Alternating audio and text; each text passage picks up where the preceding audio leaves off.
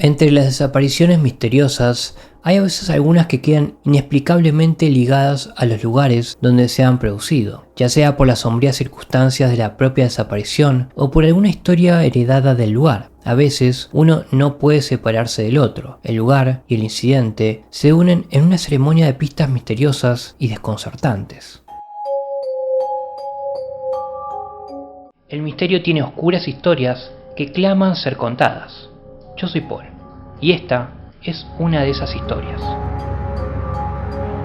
El Old Fisher Hall, la prestigiosa Universidad de Miami en Ohio, ya tiene una historia bastante pintoresca y a menudo espeluznante, incluso sin añadir misteriosas desapariciones a la mezcla. La sala de aspecto bastante intimidatorio se erigió originalmente en 1856 como parte del Oxford College for Women, pero pronto fracasó y la universidad quebró en 1882. La estructura abandonada de piedra y ladrillo de 3 plantas fue un breve hotel, antes de ser adquirida por el Dr. Harvey Cook y reconvertida en sanatorio en la década de 1880, llamado The Oxford Retreat. Sus días como sanatorio están plagados de rumores, como que aquí se hacían experimentos secretos o que el Dr. Cook tenía una red secreta de túneles subterráneos. Muchos pacientes morían aquí, y cuando el edificio se vendió a la Universidad de Miami en 1925 y se convirtió en la residencia Fisher Hall, ya tenía fama de estar embrujado, solo alimentada por los estudiantes que ocasionalmente tropezaban con aterradores artefactos perdidos de sus días como manicomio.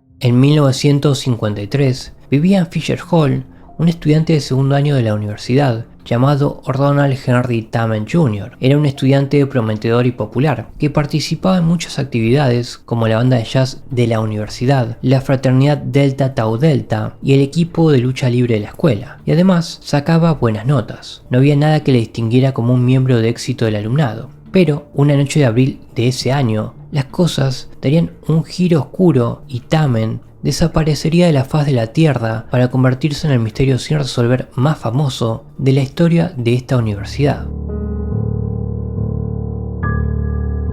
El domingo 19 de abril de 1953, aproximadamente a las 8 p.m., Tamen estaba en su dormitorio estudiando tranquilamente cuando se dio cuenta de que alguien había puesto un pez muerto en su cama, probablemente como broma pesada. Enfadado, fue a que le cambiaran las sábanas y volvió a sus estudios. Pero fue la última vez que alguien lo vio.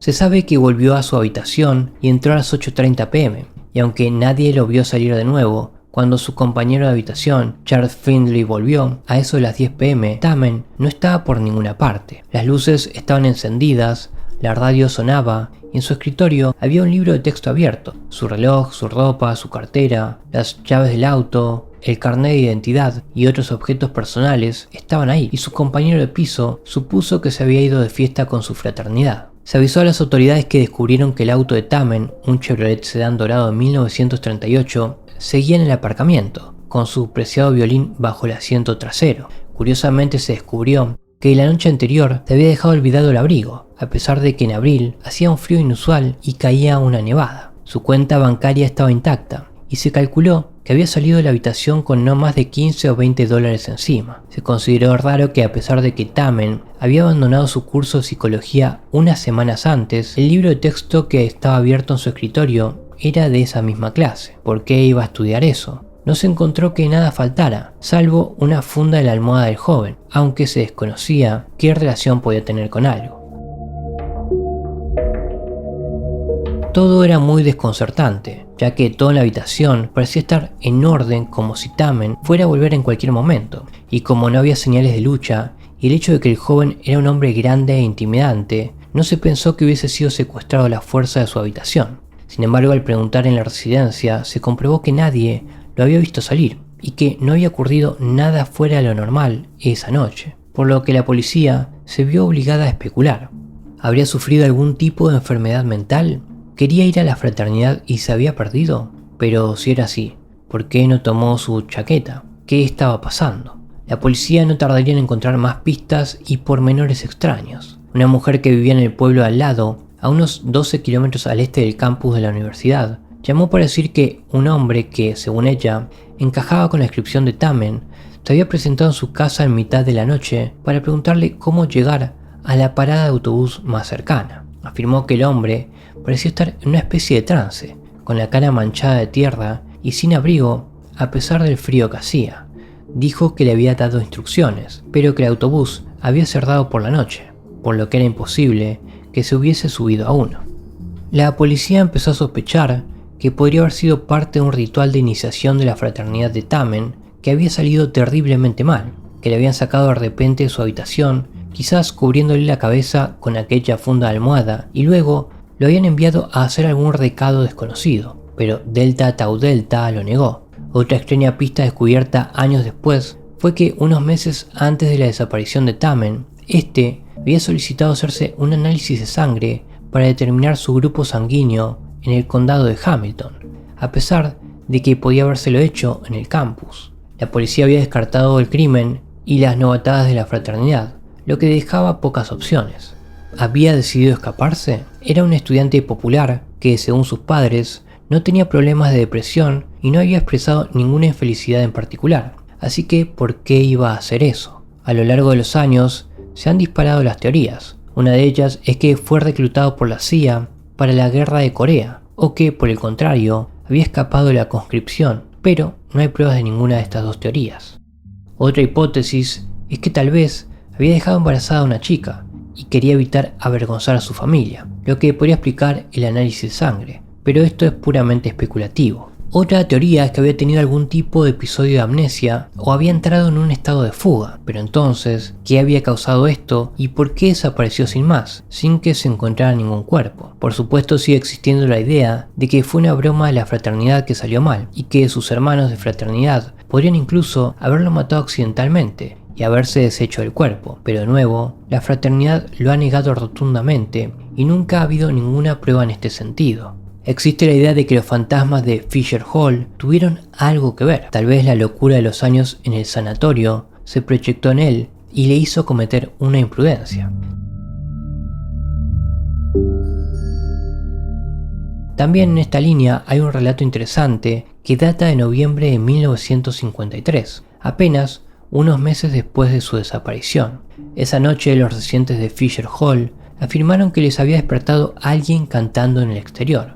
Cuando los estudiantes fueron a investigar, vieron una figura alta y delgada, vestida de blanco, que según algunos, se parecía al desaparecido Tamen. Algunos de los residentes de Fisher Hall intentaron acercarse a la figura, pero afirmaron que se retiró con una velocidad sobrehumana. De hecho, a lo largo de los años, el supuesto fantasma de Tamen ha sido visto con bastante frecuencia en el campus, y tanto si realmente tiene algo que ver con Tamen como si no, todo es definitivamente aterrador.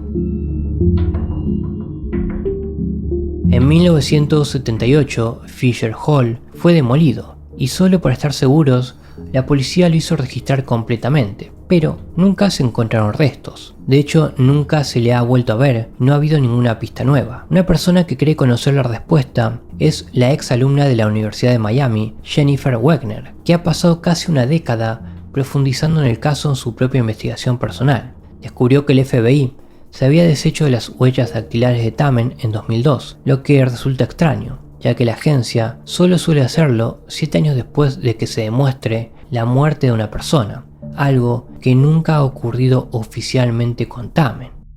Esto ha llevado a Wenger a creer que no solo el FBI sabe algo que nosotros no sabemos, sino que Tamen en realidad murió en 1995. Entonces, ¿dónde habría estado durante esos 42 años que estuvo desaparecido? Bueno, según Wagner, el profesor de psicología de Tamen estaba involucrado en algún tipo de programa de hipnosis de la CIA y lo reclutó, ya fuera voluntariamente o de otra manera, después de lo cual trabajó para el gobierno y luego se retiró, tal vez teniendo su mente borrada, y se le dio una nueva identidad. El Fisher Hall puede que ya no exista, pero ha quedado firmemente vinculado a la desaparición de Tamen. Su desaparición se funde con el resto de la oscura historia de este lugar, empañando y ahogando cualquier otro recuerdo mejor que esta sala pudiera haber guardado alguna vez. ¿Qué le ocurrió? ¿Fue una broma que salió mal? ¿Escapó para dejar su vida? ¿Fue reclutado por algún tipo de programa de control mental de la CIA? ¿O fueron los fantasmas de este espeluznante lugar los que se cobraron otra víctima? Al final, Tamen abandonó esa habitación en 1953 y no se le ha vuelto a ver desde entonces, sin que su desaparición esté más cerca de ser explicada ahora que en ese entonces.